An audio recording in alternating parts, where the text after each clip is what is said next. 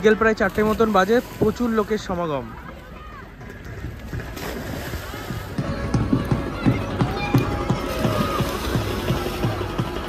और महाकुंभ माना गया है ये भारतवर्ष में नहीं संसार में कहीं भी चारों क्षेत्र में हो तो चारों क्षेत्र में ही माना जाता है महाकुंभ। তো আমি এখন চলে প্রয়াগরাজের ত্রিবেণী সঙ্গমে একটু মুক্তি লাভের আশায়। বহু দূর দূরান্ত থেকে মানুষ আসছে এই পবিত্র জলে স্নান করতে। কলকাতা স্টেশন থেকে প্রয়াগরাজ পর্যন্ত টিকিটের মূল্য হলো 250 টাকা, জেনারেল ক্লাসের টিকিট।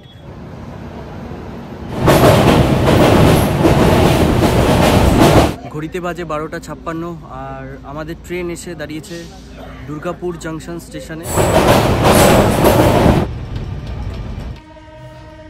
এখানে আশেপাশে যে ট্রেনগুলো তৈরি হচ্ছে এগুলো সাধুদের জন্য।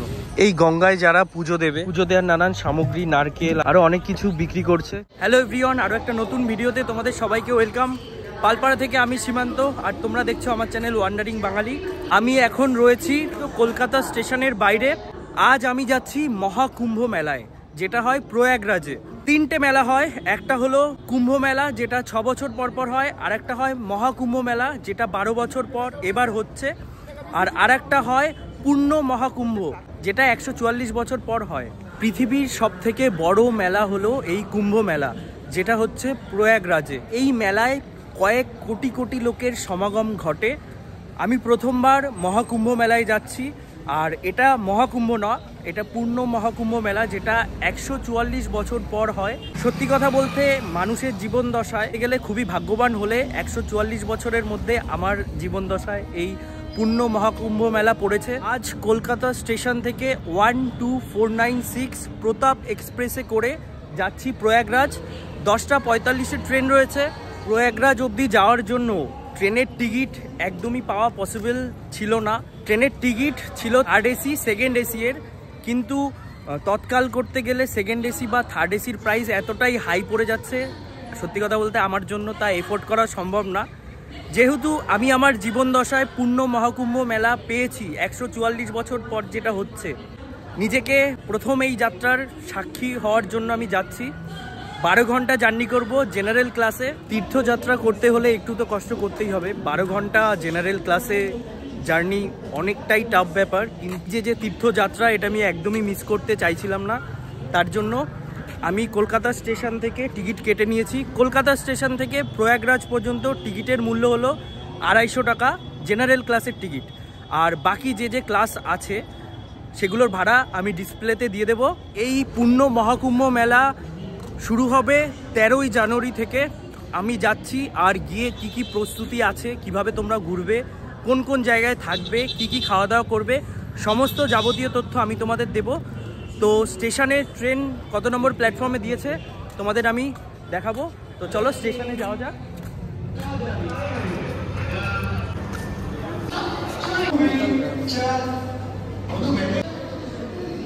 10:45 আমার ট্রেন রয়েছে। এবার কত নম্বর প্ল্যাটফর্মে ট্রেন দেয় সেটা দেখার রয়েছে। 1 নম্বর প্ল্যাটফর্ম থেকে ওভারব্রিজ দিয়ে উঠে এখন যাচ্ছি 5 নম্বর প্ল্যাটফর্মে। 5 নম্বর প্ল্যাটফর্মে আমাদের ট্রেন দিয়েছে। যে 5 নম্বর প্ল্যাটফর্মে আমাদের ট্রেন দাঁড়িয়ে রয়েছে কলকাতা বিকানির প্রতাপ এক্সপ্রেস। এই ট্রেন কলকাতা স্টেশন থেকে যায় রাজস্থানের বিকানের পর্যন্ত, কিন্তু আমি যাব প্রয়াগরাজ জাংশন পর্যন্ত। জেনারেল কোচ মেবি সামনের দিকে পড়েছে, দেখি সামনের দিকে যাই। তীর্থযাত্রা করতে যাচ্ছিলাম, টিকিট সেরকম ছিল না, জেনারেলেরই টিকিট কেটে এবার উঠে পড়বো। এই যে পেছনে রয়েছে জেনারেল কোচ, এবার গিয়ে সিট রাখতে হবে। ট্রেন কলকাতা বিকানির এক্সপ্রেস, ট্রেনে উঠে পড়ি।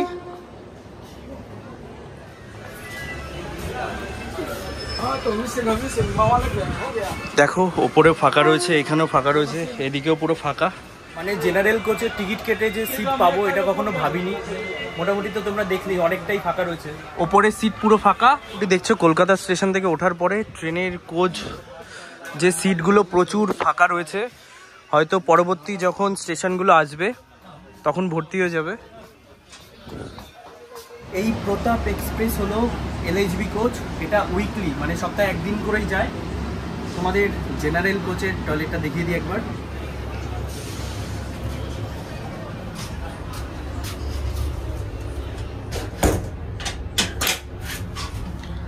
এই যে দেখতে পাচ্ছ পরিষ্কার বেশ একটা আয়না রয়েছে, এদিকে একটা বেসিন আর এইদিকে বেঙ্গলি স্টাইলের টয়লেট।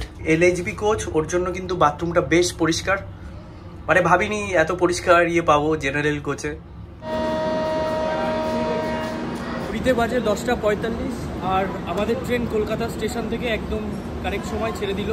এর পরবর্তী স্টেশন হবে বর্ধমান জংশন, 12:06 নাগাদ পৌঁছাবে।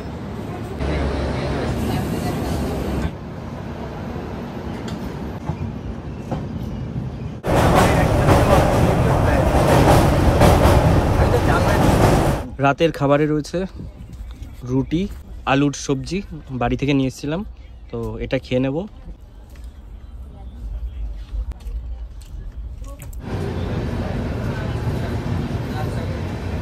ঘড়িতে বাজে 12:14 আর আমাদের ট্রেন এসে দাঁড়িয়েছে বর্ধমান জংশন স্টেশনে। স্টেশনে 2 মিনিটের হল্ট রয়েছে। কলকাতা স্টেশন থেকে ছাড়ার পরে ট্রেন ফাঁকাই ছিল, বর্ধমান ঢোকার পরে ট্রেন এরকম পুরো ভরে গেছে। বর্ধমান জংশন থেকে ট্রেন ছেড়ে দিয়েছে আর জেনারেল কোচে বাইরে বারবার বেরোনো অনেকটা রিস্কি, তো এবার ঘুমিয়ে পড়বো। একেবারে সকালে গিয়ে তারপর তোমাদের সাথে কথা হচ্ছে।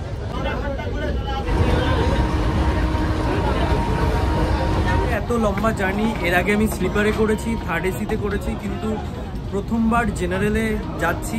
সত্যি কথা বলতে জেনারেলে জার্নি করে যা বুঝতে পারছি যে বাস্তবতা কি জিনিস। এর আগে থার্ড এসিতে যখন গেছি অন্যরকম ছিল, স্লিপারে গেছি অন্যরকম, বাট আসল বাস্তবতা জেনারেলে দেখা যায় যে লোকজন কত স্ট্রাগল করে কত দূর দূরান্তে চলে যাচ্ছে। জেনারেল ক্লাসে ট্রেন পুরো ভর্তি, এই যে একটা বসার জায়গা পেয়েছি। এভাবেই প্রয়াগরাজ অবধি যাবো, তারপরে সকালবেলা গিয়ে তোমাদের সাথে কথা হচ্ছে। একটু ঘুমানোর ট্রাই করি, এভাবেই কেটে যাবে।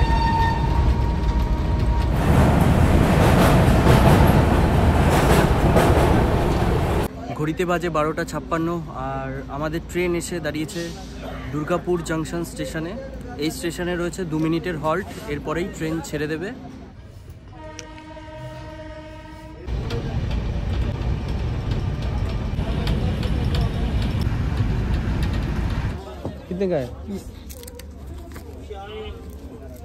জেনারেলে এত রাতে কোনো খাবারই উঠছিল না আর আমার জলও শেষ হয়ে গেছিলো। এই যে একটা 20 টাকা দিয়ে জলের বোতল নিলাম।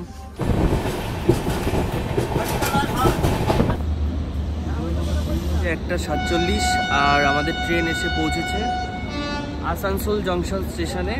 এই স্টেশনে রয়েছে 5 মিনিটের মতন হল্ট, কিছুক্ষণ পরেই ছেড়ে দেবে।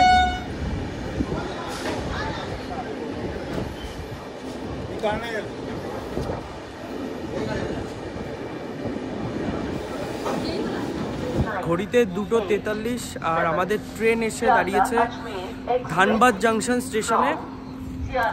এই স্টেশনে রয়েছে 5 মিনিটের মতন হল্ট, এরপরেই ট্রেন ছেড়ে যাবে। এই যে সামনেই দেখছো ইঞ্জিন, তারপরেই জেনারেল কোচ।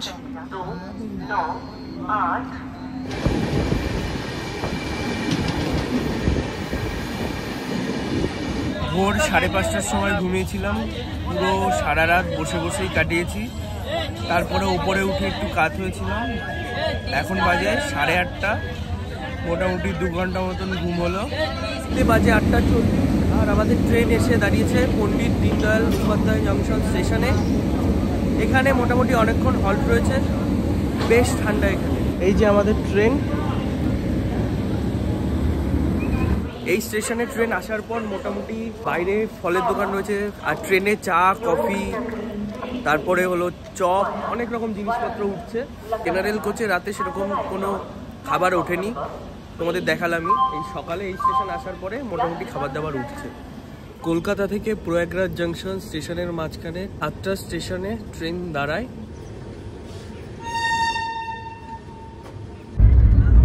ট্রেন আর কিছুক্ষণের মধ্যেই প্রয়াগরাজ ঢুকবে। বাইরে দেখো বিশাল বৃষ্টি হচ্ছে, বেশ ঠান্ডা হাওয়া রয়েছে।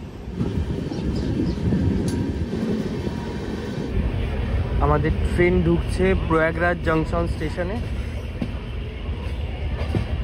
বাইরে ভালোই বৃষ্টি পড়ছে দেখো। ফাইনালি এসে পৌঁছে গেলাম পবিত্র ভূমি প্রয়াগরাজে। এবার যাব স্টেশনের বাইরে। 11:30 পৌঁছানোর কথা ছিল, 11:13 বাজে। অনেক আগেই পৌঁছেছি 1 নম্বর প্ল্যাটফর্মে। এবার 1 নম্বর প্ল্যাটফর্ম থেকে বাইরে যাব, গিয়ে তারপরে টোটো বা অটো করে যাব সঙ্গমে। 1 নম্বর প্ল্যাটফর্ম থেকে এই যে এদিকে হলো বাইরে যাওয়ার রাস্তা।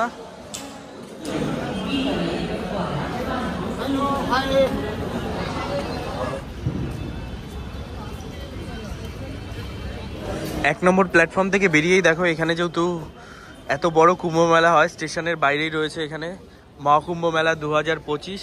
এরকম খুব সুন্দর অনেকে ফটো টটো তুলছে। 1 নম্বর প্ল্যাটফর্ম থেকে বেরিয়ে গেছি, বাইরে বৃষ্টি হচ্ছে আর বেশ ভালোই কিন্তু ঠান্ডা রয়েছে এখানে। এবার অটো খুঁজতে হবে, অটো বা টোটো যেটাই যায় সঙ্গম পর্যন্ত। ভাড়া কি আছে যাবতীয় সবকিছু তোমাদের বলবো, ভিডিওটা দেখতে থাকো। এই যে স্টেশন থেকে বেরিয়েই এদিকে রয়েছে অটো স্ট্যান্ড। কাকু বললো অটোতে ভাড়া এখান থেকে যদি রিজার্ভ করে যাও 250 টাকা পড়বে, আর যদি বাইরে থেকে যাও শেয়ারে 30 টাকা করে পড়বে।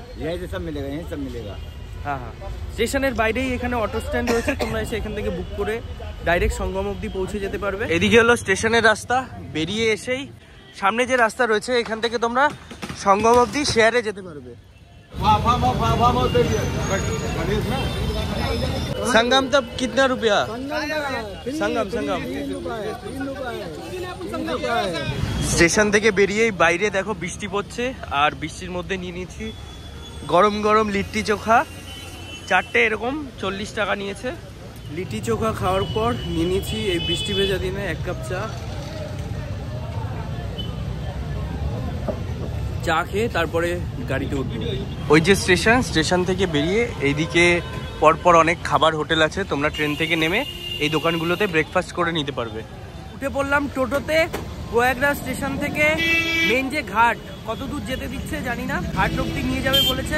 বার্গেনিং করার পর ভাড়া নিচ্ছে 30 টাকা করে।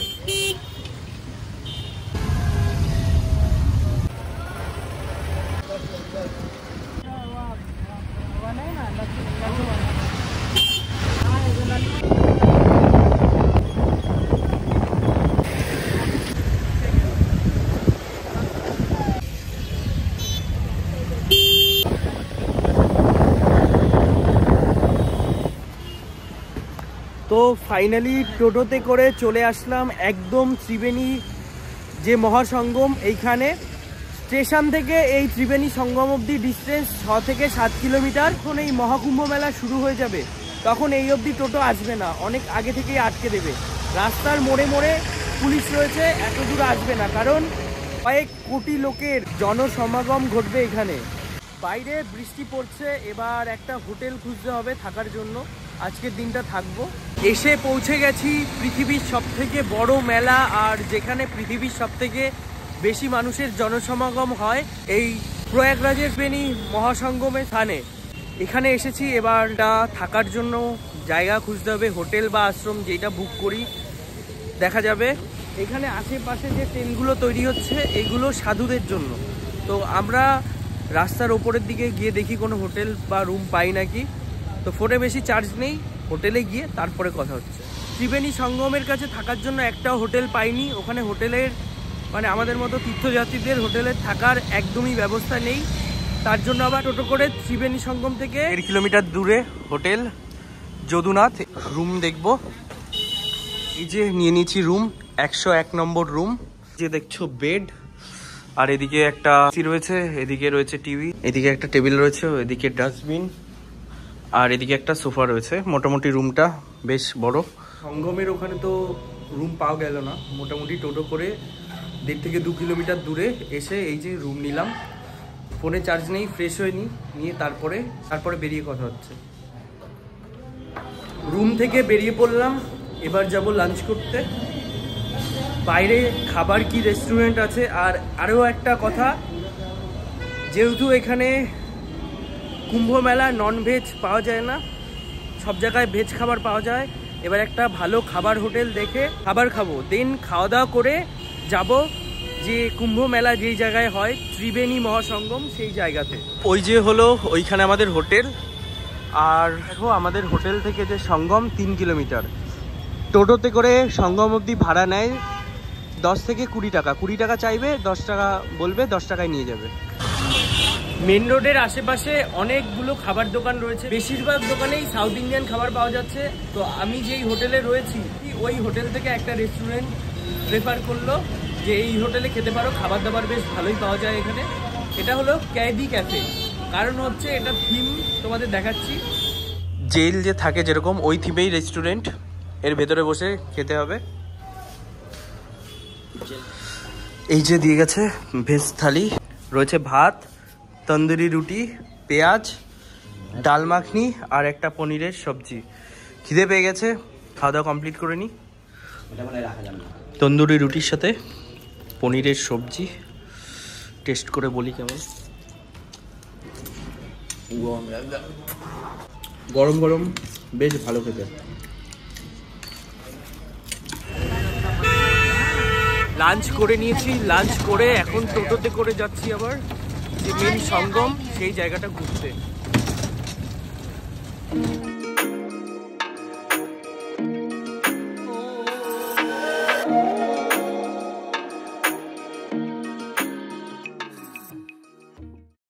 চলে এসছি ত্রিবেণী সঙ্গমের কাছে, আর এখানেই টোটো দাঁড়িয়েছে, এর থেকে বেশি দূরে পুলিশ যেতে দিচ্ছে না। বাকিটা যে সঙ্গমের মেন জায়গা পায়ে হেঁটেই যেতে হবে। এবার ত্রিবেণী যে মেন সঙ্গমের দিকে যাচ্ছি।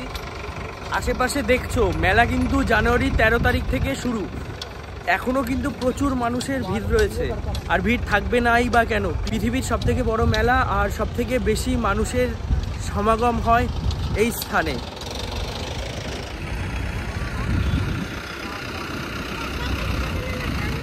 এখানে যেহেতু কোটি কোটি লোক আসবে তার জন্য দেখো মাটি ফেলার এখানে কাজ চলছে, মাটি ফেললে জায়গাটা উঁচু করছে।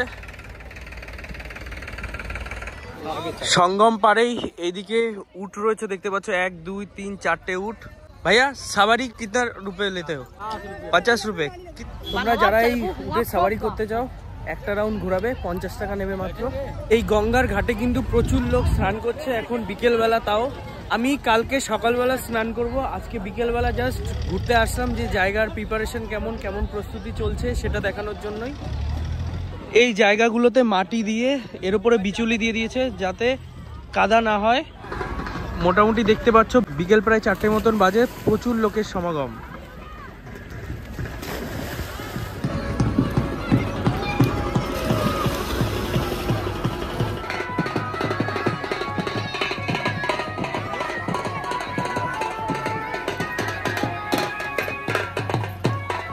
আমি এখন চলে এসেছি এখন প্রয়াগরাজের ত্রিবেণী সঙ্গমে, যেখানে পৃথিবীর সবথেকে বড় মেলা অনুষ্ঠিত হয়। আর এই যে পবিত্র জল, একটু মুক্তি লাভের আশায় বহু দূর দূরান্ত থেকে মানুষ আসছে এই পবিত্র জলে স্নান করতে। তো আমিও তার জন্য চলে এসেছি প্রয়াগরাজে। জানুয়ারি 13 তারিখ থেকে মেলা শুরু হবে, এখনও মেলা শুরু হয়নি, বিকেল 4টে বাজে। প্রচুর লোকের ভিড়, লোকজন এখনো স্নান করছে। আমি কাল সকালবেলা একদম স্নান করব। এই পবিত্র জলে ছোঁয়া পেতেই এত দূর দূরান্ত থেকে এখানে আসা। জায়গায় যা যা প্রস্তুতি হচ্ছে আমি আরো তোমাদের ঘুরিয়ে দেখাবো। এই গঙ্গায় যারা পুজো দেবে, পুজো দেওয়ার জন্য এখানে দেখো জলের ড্রাম, পুজো দেওয়ার নানান সামগ্রী, নারকেল আরো অনেক কিছু বিক্রি করছে, তোমরা এখান থেকে কিনে। আর এই পবিত্র নদীর জল তোমরা বাড়ি নিয়ে যেতে পারো। এখানে ড্রাম রয়েছে। নদীতে যারা ফুল দিয়ে পুজো ফুজো দিচ্ছে, এই দেখো এরকম দাদারা এরকম প্রত্যেক সময় এরকম নদীর জল পরিষ্কার করছে। कुंभ मेला के लिए इसलिए होता है कि पर्व जब पड़ता है 12 साल में एक बार कुंभ पड़ता है, 6 साल में कुंभ ही पड़ती है। इसीलिए ये मानव जीवन आकर के अपना पाप और पुण्य के लिए ही स्नान करता है, इसीलिए ये कुंभ पड़ता है और महाकुंभ माना गया है। ये भारतवर्ष में नहीं, संसार में कहीं भी चारों क्षेत्र में हो तो चारों क्षेत्र में ही माना जाता है महाकुंभ। এই বিকেল বেলাতেও কিন্তু এখানে বেশ অনেক লোকের ভিড়, প্রচুর তীর্থযাত্রী কিন্তু মেলার আগে থেকেই আসছে। বিকেলবেলা অনেক লোকজন স্নান করছে এখানে। আমি কালকে সকালবেলা আসবো, একদম সকালবেলা স্নান করব। এই জায়গাটায় ঘাট বানানো হচ্ছে, দেখো কাজ চলছে এখানে। মানে মেলা যে হচ্ছে তার জোর কদমে প্রস্তুতি চলছে চারিদিকে। নদীতে স্নান করার পরে এখানে ড্রেস চেঞ্জের ব্যবস্থা রয়েছে। কোটি কোটি লোকের যেহেতু সমাগম হবে এখানে, তো এখানে পরপর দেখতেই পাচ্ছ এইদিকে আরও এইদিকে টয়লেটের ব্যবস্থা রয়েছে। এইগুলো হলো অস্থায়ী টয়লেট, মানে মেলা যেই কয়দিন চলবে ওই কয়দিনের জন্যই। কলকাতা থেকে তোমরা প্রয়াগরাজ কিভাবে আসবে, কোথায় খাওয়া দাওয়া করবে, কোন হোটেলে থাকবে, যাবতীয় সব কিছু তোমাদের এই ভিডিওর মাধ্যমে দেখালাম। আর কালকে আমি আবারও আসবো, আর এখানে অনেক ঘোরার জায়গাও আছে, সমস্ত জায়গা তোমাদের ঘুরে দেখাবো। আর নদীতে স্নান করে পুরো সম্পূর্ণ তথ্য থাকবে পরের ভিডিওতে। আর আজকের এই ভিডিওটা এই পর্যন্তই থাকছে, দেখা হচ্ছে আরও একটা ভিডিওতে খুব তাড়াতাড়ি। আজকের জন্য টাটা।